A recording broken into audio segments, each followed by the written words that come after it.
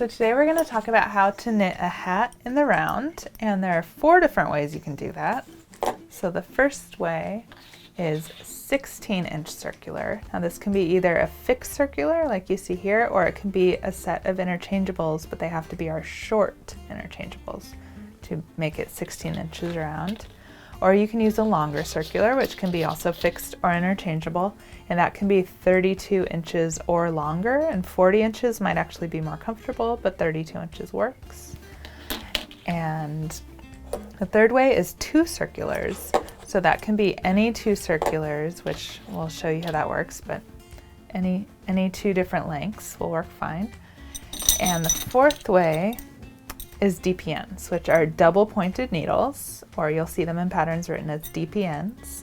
And those are long, straight, or long or short. These are the longest, and they can come shorter than this too. And they're straight, hard needles with no cables or cords or anything, and they're points at both ends. So you can go around from one to the next. Now the easiest way for the body of a hat is the 16-inch circular, because you can just go around and around in a circle.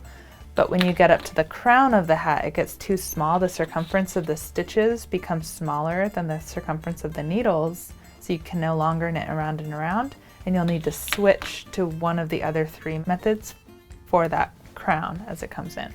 So it's a good idea to just watch how to do all 4 of the methods, and then you can try some out and see what you like best and know what your options are.